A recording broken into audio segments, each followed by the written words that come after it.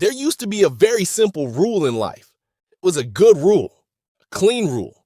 You walked into a store, you handed someone your money, they handed you an object, and then here is the magical part. You own the object. You took it home. You put it on a shelf. You could use it today, you could use it tomorrow, you could ignore it for 6 years, dust it off, and use it again. The transaction was over. But somewhere in the last decade, the deal changed. Handshake was replaced by a terms of service agreement nobody reads.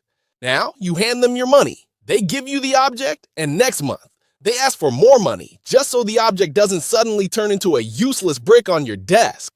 Welcome to SketchCents, the show where we look at the financial traps hiding in plain sight and try to figure out why doing the right thing with our money feels like swimming upstream in a river made of fine print.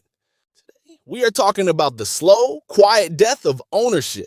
We are talking about why your bank statement looks less like a record of things you bought and more like a roster of tiny, aggressive landlords charging you rent to exist. We're talking about the subscription economy. Let's be honest about what it feels like to look at a credit card bill right now. It is an exercise in low-grade psychological warfare. You scroll down the app, and it's just a graveyard of $8.99, $14.99, and $29.99 charges. You don't even know what half of them are anymore. You're paying to watch TV. You're paying to listen to music. You're paying to edit a PDF. You're paying to have razor blades sent to your house. You're paying an app to remind you to drink water. You're doing everything right. You're going to work, you're trying to budget, and somehow the math still looks offended. It feels like getting squeezed by two people who both insist they're not touching you. And the worst part is, we asked for this. At least, we thought we did. Because in the beginning, the subscription model felt like a life hack. It felt like winning. Remember when Netflix first shifted to streaming? When Spotify blew up, it was a revelation. I don't have to buy a DVD for $20. I don't have to pay $1 per song on iTunes. I just pay $10 a month and I get everything? Sign me up. It was the ultimate convenience. But corporations are incredibly smart. They saw how much we loved that $10 convenience, and they realized something profound. Consumers have absolutely no defense against small, recurring numbers. If a company asks you for $150 up front, you pause. You think about it. You check your bank account. You ask yourself, do I really need this? But if they ask you for $12.99 a month, your brain doesn't even register it as real money. It's just coffee money. It's a rounding error. You tap your thumb, Face ID recognizes your slightly tired eyes, and you're in. And Wall Street absolutely lost its mind over this. They call it ARR, annual recurring revenue. It is the holy grail of modern business. Because selling you something once is hard. They have to convince you to buy it, and then next year, they have to make a better version to convince you to buy it again. That requires effort. It requires innovation. But a subscription? A subscription is permanent. It turns you from a customer into an annuity. You are no longer a person buying a product. You are a predictable monthly cash flow asset on a corporate balance sheet. They realized that selling you the cow makes them money once. Renting you the milk, the bucket, and the stool forever makes them infinitely richer.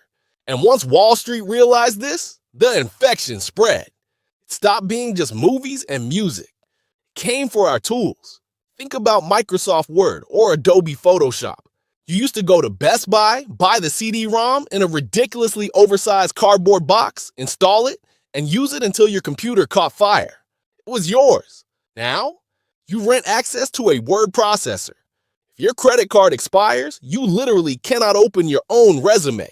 You are locked out of your own creative work because you missed your monthly toll to the software overlords. But okay, you might say software is digital. Servers cost money to maintain. Fine. I'll give them a pass on the cloud stuff. But then the subscription model leapt out of the digital world and infected physical reality. And this is where the math actually gets offensive. Let's talk about hardware paywalls. Let's talk about printers. Printers have always been the enemy of human joy, but recently they achieved a new level of villainy. Companies like HP introduced subscription ink programs. Sounds convenient, right? They mail you ink before you run out. But here's what actually happens. You buy the physical printer. You bring the plastic box into your home. The ink is physically inside the printer. But if you cancel your subscription, Or if your Wi-Fi goes down and the printer can't ping the mothership to verify your credit card is still active, the printer refuses to print. It will literally hold your boarding pass or your kid's homework hostage. The physical ink is sitting right there. You possess it, but you don't own it. You are renting the right to squeeze liquid onto paper in your own home. It's like buying a refrigerator that locks its own doors until you swipe a card to look at your leftover lasagna. And if you think a printer is bad, wait until you look in your driveway. A few years ago, BMW tried out a program where they charged an $18 a month subscription for heated seats. Think about the physical reality of this. You buy a $60,000 car. The manufacturer built the heating coils into the seat. They paid for the materials. They installed the wiring. You, the buyer, are driving around carrying the physical weight of those heating coils. You paid for the car, but they put a software lock between your freezing back and the coils and demanded a monthly ransom to flip the digital switch. Toyota did something similar, threatening to charge a monthly fee just to use the remote start button on your physical key fob. Not an app, the radio frequency fob in your hand. This isn't convenience. This is digital feudalism. We are becoming digital peasants, working the land, paying a monthly tithe to the lord of the manor just to stay warm in the car we already took a loan out to buy. They are stripping away our equity to manufacture endless debt. And they get away with it because of the friction trap. We've all experienced the Roach Motel design of the modern subscription. You can sign up for a service in 3 seconds. You can do it by accidentally breathing on your phone screen too hard. It is utterly frictionless. But try to cancel. Suddenly, you are on a vision quest. You have to log in on a desktop computer because the mobile app won't let you. You have to click through 6 pages of warnings asking if you're sure. You have to navigate a maze of buttons where the Keep My Subscription button is bright green and pulsating, and the Cancel button is an invisible, microscopic gray hyperlink hiding in the footer. And if it's a gym or a newspaper, God help you, you have to call a 1-800 number during business hours on a Tuesday, wait on hold for 40 minutes, and speak to a highly trained retention specialist named Greg, who will try to emotionally manipulate you into keeping the premium tier. They rely on your exhaustion. They are literally monetizing your fatigue. They know that after a long day at work, fighting with Greg over $11.99 just isn't worth the emotional calories. So you let it ride for another month, and another, and another. But here's why this actually matters. Here's why this isn't just an annoyance, but a fundamental threat to your financial future. Every subscription you have is a permanent tax on your future income. Wealth building, true financial independence, is about expanding the gap between what you earn and what it costs to simply keep you alive and functioning. It's about keeping your fixed costs low so you have surplus capital to invest, to save, or to just breathe. When you rent every aspect of your life, your entertainment, your software, your razor blades, your car features, your doorbell camera, you are driving your fixed costs through the roof. You are inflating your monthly nut. When your baseline cost of existing requires a constant, high-velocity stream of income just to keep the lights on and the software running, you lose your leverage. You can't take a risk. You can't quit a toxic job. You can't start a business. Because the landlords are coming on the 1st of the month and the 15th of the month and the 22nd of the month.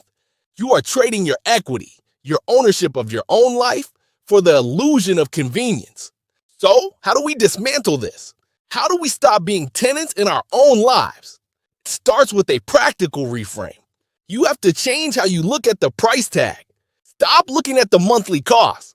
The monthly cost is a lie designed to bypass your critical thinking. When you see $14.99 a month, you need to automatically multiply it by 12 and then multiply it by 5. That software isn't $15. It's nearly $900 over the next 5 years. Is it worth $900? If the answer is no, you don't buy it. You need to ruthlessly audit your recurring charges. Do the burn down method. Once a year, report your credit card loss. Yes, it's annoying. You'll get a new card with a new number. Every single subscription tied to the old card will fail. Let them fail. Wait and see which ones you actually miss enough to manually type in the new credit card number. You will be shocked at how many you simply let die in the dark. And finally, you have to actively seek out ownership.